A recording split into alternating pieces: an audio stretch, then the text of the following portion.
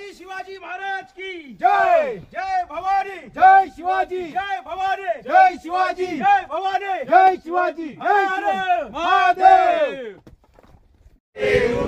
शिवरायांचा आठवावा प्रताप शिवरायांचा आठवा प्रताप शिवरायांचा आठवावा साक्षेप शिवरायांचा आठवा साक्षेप भूमंडळी शिवरायांचे कैसे बोलणे शिवरायांचे कैसे बोलणे शिवरायांचे कैसे चालणे शिवरायांचे कैसे चालणे शिवरायांची सलगी देणे शिवरायांची सलगी देणे कैसी असे सकल सुखांचा केला त्याग सकल सुखांचा केला त्याग मनोनी साधीजे तो योग म्हणून साधीचे तो योग राज्य साधनाची लगबग राज्य साधनाची लगबग कैसी केली याहुनी करावे विशेष याहुनी करावे विशेष तरीच मनवावे पुरुष तरीच म्हणवावे पुरुष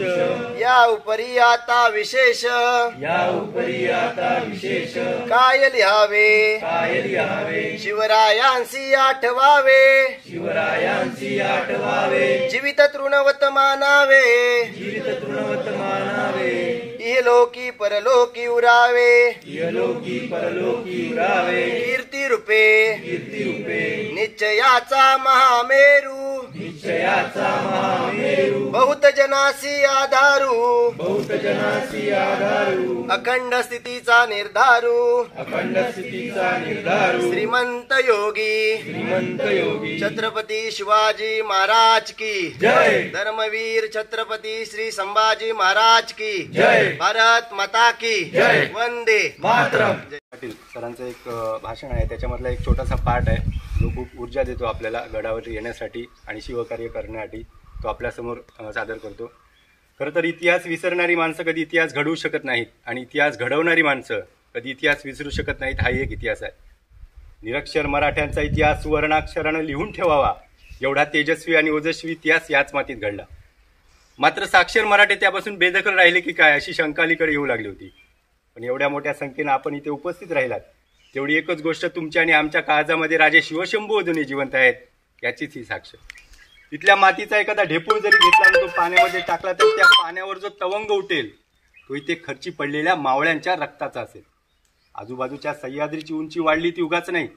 अरे कैक जणांनी या स्वराज्यासाठी स्वतःला या मातीमध्ये गाढून घेतलंय तेव्हा हा सह्याद्री आसमानापर्यंत स्पर्धा करायला गेला. त्या सह्याद्रीची सैर करणं कुण्या ऐऱ्यागऱ्याचं काम नाही. त्या सह्याद्रीची सैर फक्त तिघच करू शकतात. पहिला वाघ, दुसरा वारा आणि तिसरे मराठे. त्या तिघांशिवाय सह्याद्री पेलणं कुणाला जमलं नाही, साधलं नाही. त्या सह्याद्रीच्या कुशीत कचरीलाचा जन्म पुन्हा कधी झालाच नाही. इथे जन्माला आले एकतर ते शिवाजीराजे नाहीतर शंभूराजे. छत्रपती शिवाजी महाराज की जय.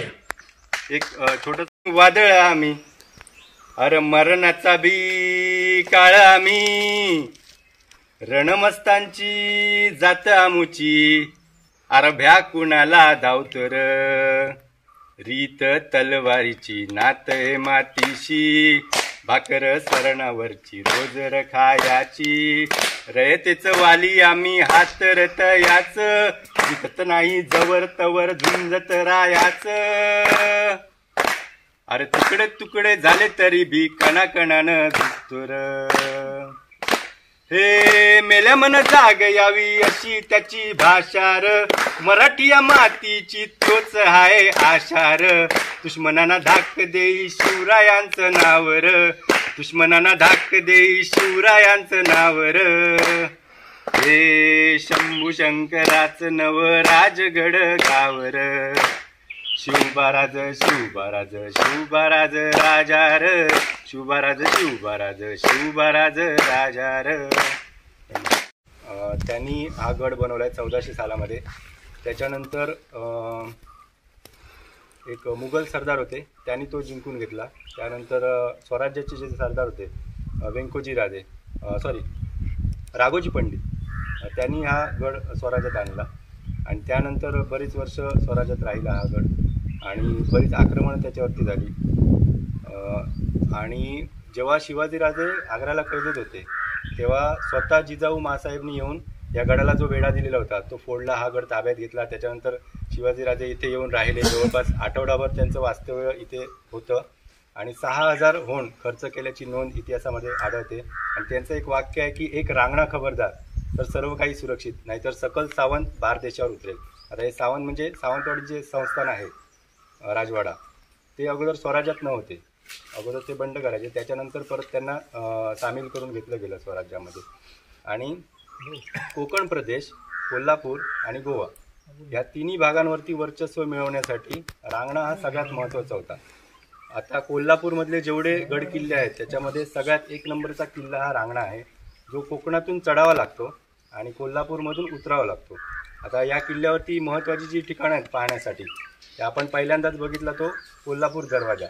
त्याची रचना जी अशी केलेली आहे, गनिमी कावा, गोरिला वॉर ज्याला म्हणतात त्याप्रमाणे, म्हणजे रणमंडल म्हणतात त्याला. वरती खडा आहे, त्याच्यानंतर दरवाजा जो आहे तो एकदम समोर कधीच नसतो, त्याच्यासमोर एक बुरुज असतो. म्हणजे दुश्मनाने जर तोफाचा मारा केला तर पहिला तो बुरुज उडणार, दरवाजाला डायरेक्टली मारा बसणार नाही. आणि दुसऱ्या साईडला बघितलं तर पूर्ण खाली आहे. पायऱ्या जर तुम्ही लक्षात घेतल्या असाल तर आपल्या स्टेप ज्या असतात त्या ठराविक अंतरावरतीच असतात एकसारख्या, पण त्या एकसारख्या नाही आहेत. कुठली पायरी उंच आहे, कुठली पायरी सकल आहे, कुठली लांब आहे, कुठली अरुंद आहे. त्याचं कारण असं आहे की दुश्मन जेव्हा येणार हल्ला करायला तेव्हा तो वरती बघणार त्यांना मारण्यासाठी आपल्या मावळ्यांना, पण खाली जर त्याने बघितलं नाही तर पाय अडकून तो पडेल आणि त्याला मारणं सोपं जाईल. मग दगडी शिळा असतील त्या डोक्यात घालून म्हणा, किंवा पाण्याचा वर्षाव करून, किंवा गरम तेल पण, असं प्रकार व्हायचे तेव्हा. बरं, तो एक कोल्हापूर दरवाजा झाला. दुसरा एक जो आहे रांगणाई मंदिरच्या पाठीमागे बरोबर आहे तो कोकण दरवाजा, नारू दरवाजा पण म्हणतात त्याला. आणि त्याच वाटेने घोडेचिंची वाट आहे, ती सगळ्यात डेंजर आहे, तिथून आता सहसा कोण जात नाही. कोल्हापूर दरवाजावरून जी वाट आहे ती चिकेवाडीवरून एक येते आणि कोकणातून आपण आलो तो मार्ग, हा सगळ्यात सोपा मार्ग आहे गडावर येण्यासाठी. त्याच्यानंतर पाली दरवाजा आहे हत्तीची सोनमाची साईडला, निळेली दरवाजा आहे.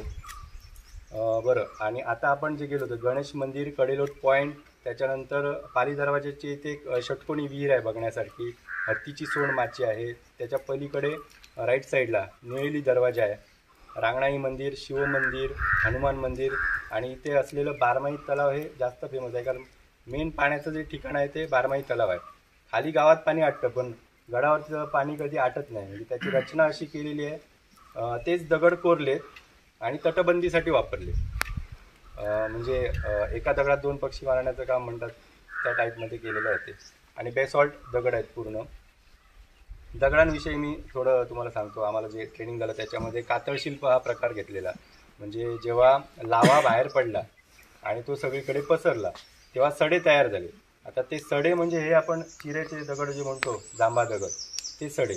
आणि अश्मयुगीन कालखंडामध्ये माणसांना काही काम नव्हतं, फक्त खायचं, प्यायचं आणि झोपायचं आणि शिकार करायची, एवढंच काम असायचं. मग फावल्या वेळात करायचं काय, मग ते प्राण्यांकडे लक्ष द्यायचे की प्राणी करतात काय, त्यांचं ऑब्झर्वेशन करायचे. मग त्यांनी माकड जे असे दगड घेऊन काहीतरी फिरवत असतात ना, तसं करून बघितलं तर त्याच्यामध्ये एक चित्र तयार झालं. मग त्यांनी पाय ठेवून बघितले, हात ठेवून बघितले आणि त्यांना समजलं की आपण ह्याच्यामध्ये काहीतरी कोरू शकतो. मग त्यांनी त्या दगडाने ती चित्र कोरली, जवळपास 30,000 वर्षापूर्वीची. त्याला आपण कातळ शिल्प म्हणतो. मग त्याच्यामध्ये वेगवेगळे प्राण्यांचे आकार, भौमितिक चित्र असं दिसतं. आता वर्ल्ड हेरिटेज साईट म्हणून 2 साईट आपल्याच्या डिक्लेअर झालेल्या आहेत. तसा कोहिनूर काचेमध्ये ठेवतात. भविष्यात असं पण होईल की ती पूर्ण काचेमध्ये ठेवावं लागेल आपल्याला आणि बाहेरून पर्यटक ते बघण्यासाठी येतील, एवढं ते पुरातन आहे. आपला किल्ला जर जवळपास 400 वर्षापूर्वीचा असेल आणि आपल्याला एवढी महत्त्वाची ही वास्तू वाटते, ते पण तेवढंच आपल्यासाठी महत्त्वाचं आहे. कोकणाचं ते वैभव आहे. बरं, अजून मी सरांना एक मगाशी बोललेलो की काही अशा प्रजाती आहेत आपल्याकडे. निवती रॉक म्हणून एक ठिकाण आहे, त्या ठिकाणी दगडामध्ये डोंगर आहे आणि पाण्याचा मारा होऊन तिथे एक गुफा तयार झाली आहे. तिथे स्वीटप्लेट्स म्हणजे पाकोळी नावाचा एक पक्षी राहतो, तो आपल्या थुंकीपासून घरटी बनवतो आणि ती घरटी खूप महाग आहे आणि त्याची तस्करी व्हायची. जवळपास लाखोच्या घरामध्ये ती घरटी जायची आणि त्यांना रंगेहात पकडलं गेलं. आता त्या प्रजातीचं संवर्धन वगैरे चालू आहे. सायंटिस्ट वगैरे जाऊन त्याचे म्हणजे DNA वगैरे घेऊन सगळं संशोधन चालू आहे त्यांचं. मग असे कोकणामध्ये बरेचसे स्पॉट आहेत आपल्याकडे बघण्यासाठी. धन्यवाद.